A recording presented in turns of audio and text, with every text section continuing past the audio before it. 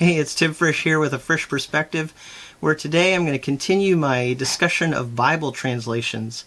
In the first video that I did, I talked about how there are a couple of different approaches to Bible translation. Some of them lean more toward the literal word-for-word approach, and then other Bible translations lean more toward a thought-for-thought approach. And so I want to talk about that a little bit more again today, and actually look at a couple of charts that place Bible translations along that spectrum of word for word versus thought for thought, and even all the way over to paraphrasing translations.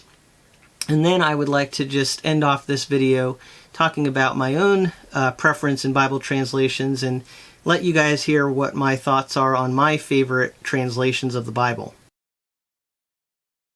So starting with that idea of word-for-word translation versus thought-for-thought, I want to point out that even though it seems like we would want to definitely have a perfectly literal translation of the Bible, there can be a problem with that. And so I'd like to just read an example for you from Psalm chapter 1, or the first Psalm, which says, "Blessed the man who not has walked in the counsel of the wicked, and in the way of sinners not has stood, and in the seat of scorners not has sat." So just reading a little bit of that from a interlinear Bible, which is perfectly word for word as best as you can get from one language to another, you can hear how the Hebrew doesn't sound smooth at all in English. It doesn't even perfectly make sense. So that's one extreme if you try to go to the word-for-word approach to translation of the Bible. The other would be thought for thought. Now, way on the extreme side of that is paraphrasing. And I'd like to read the first psalm that I was just reading in a paraphrase format from the Message Bible, which says, "How well God must like you. You don't hang out at Sin Saloon. You don't slink along dead-end road. You don't go to Smartmouth College." Those are the same verses that I just read to you out of the Interlinear Bible, but obviously paraphrased. That is not at all what you really are reading in the Hebrew. It's really just trying to take the general idea of the Hebrew and say, how would we say it in a very colloquial way today in English? Now, a translation that would be a little bit more on the literal side would be the New King James Version. And I'd like to read those verses again, which say, "Blessed is the man who walks not in the counsel of the ungodly, nor stands in the path of sinners, nor sits in the seat of the scornful." Now, if you can hear how that sounds a little bit like that interlinear version that I read to you, which is very word for word, except some of the wording was shifted a little bit so that it makes a lot more sense in English. But you'll notice it uses words like blessed and blessed is the man, and that's a pretty literal rendering of the Hebrew. Now, if we take another translation like the Christian Standard Bible, you'll hear a little bit of a difference here, and yet it's still not a paraphrase at all. It's definitely capturing the sense of what's written there. And it says in Psalm 1, "How happy is the one who does not walk in the advice of the wicked, or stand in the pathway of sinners, or sit in the company of mockers." So this is not as literal. As a matter of fact, the first word blessed is translated how happy. And that's to help modern readers understand the word a little bit better. And instead of saying blessed is the man, it said how happy is the one. And that's so that as we like to communicate in English today, we don't confuse that this is only talking about men. We don't want to in any way sound like we're sexist in the way that we're translating the Bible. And so just to be inclusive, it says how happy is the one. So that gives you a little bit of the different styles of translations and how that plays out in English just based on Psalm 1. And I'd like now to go to some of those charts that I mentioned and just show you where the different translations today fall along those charts. And this first chart that I'm showing you here is put out by Brent McDonald. It's called the English Bible Translation Comparison. And you'll see again on the left side is the word for word end of the spectrum. And then on the right side, you go all the way to a paraphrase. In between the two is more of a thought for thought. On the word for word side, you have a lot of translations there, such as the New American Standard Bible, NASB, the Modern English Version, MEV. You'll also notice more leaning toward the word for word is the King James Version and the New King James Version. Kind of in the middle of word for word and thought for thought are the English Standard Version and the Christian Standard Bible. And then as you move more to the thought for thought translations, you have the New American Bible, the International Standard Version, the NIV, New International Version. And you can also keep moving out of thought for thought toward paraphrase, and you get to the New Living Translation. And as you get even further along to paraphrase, you have the God's Word translation, the Living Bible, and then way over on the right-hand side is the version that I was reading a little bit ago, the Message. So in looking at that first chart, you can see that different translations that we use today fall along that spectrum. And I just want to say that when you look at a chart like this, it's helpful, but it's not exact science. There are different opinions about where to put these different translations.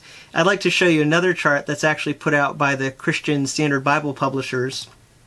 And you'll notice on this chart, it shows literal renderings versus readable. And it gives them scores. And since this is actually put out by the Christian Standard Bible people, they didn't come up with the chart, but I think that they were associated with it in some way. And as you can see, their translation comes out as optimal, the best that you can get between literal and readable. So that's maybe biased, and I have read that that the way that they went about scoring that, you could adjust that, maybe work on accuracy in terms of looking at the data, and it wouldn't necessarily come out exactly the same way. But what you do see here, if you look at it more closely, is that the Christian Standard Bible is definitely, again, in between being very literal and being completely paraphrased. And so it has this kind of nice balance of being readable and yet still being true to the original language. And then leaning more toward the literal, you have the English Standard Bible, the New American Standard, the New King James Version. The King James Version, of course. Now, the King James is great in the sense that it's accurate, but it is not nearly as readable as the other translations. And that's mainly because it's become very outdated in its English. And one of my favorite passages in the King James Version kind of demonstrates this, where it says in Romans chapter 7, verse 15, in the King James Version, "For that which I do, I allow not. For what I would, that do I not. But what I hate, that do I. If then I do that which I would not, I consent unto the law that it is good." So if you're able to follow the wording there, you may have a sense of what it's saying, but a lot of people really get confused by that sort of language. And so that's what this chart is pointing out. It's not as readable, even though it is more literal.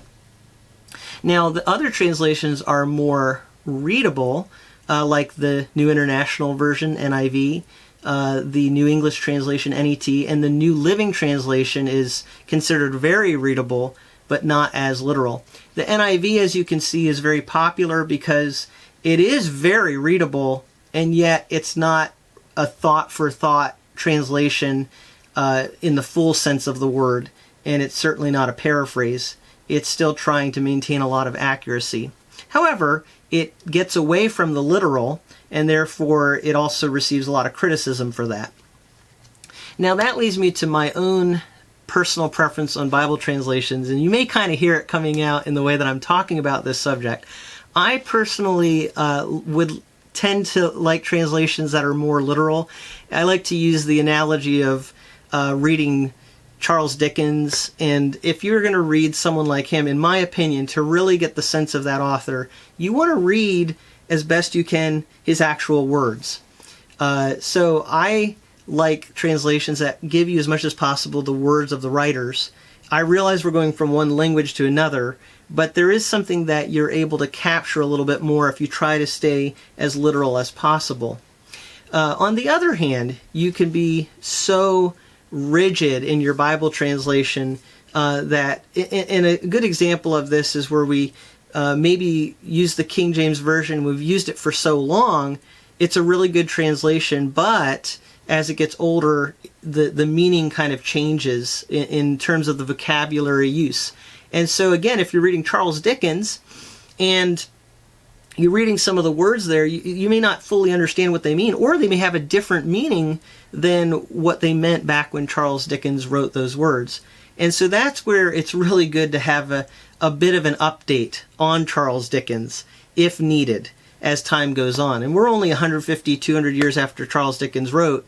The King James is much older than that, over 400 years. So I really like the New King James Version, because you're getting that historic translation that has stood the test of time in the King James Version, but it's updated to make sure that it reads well for today's readers and it's accurate for today's readers. The other translation I really like, which pushes a little bit more toward a modern way of saying things and yet still trying to be very accurate to the original, and that's the Christian Standard Bible. So that may or may not help you. You may or may not care what I think about this as far as my own opinions on translations, but my top two choices are the New King James Version and the Christian Standard Bible. So that's just a little bit of a quick overview on, again, the word-for-word approach to translation of the Bible, a more literal approach, the thought-for-thought, and why we kind of have to look for some sort of a balance between those two. And I lean toward, let's be a little bit more literal, not go to extreme, but be more literal so that we can capture the sense of the original authors. Thanks so much for watching this episode of A Frisch Perspective.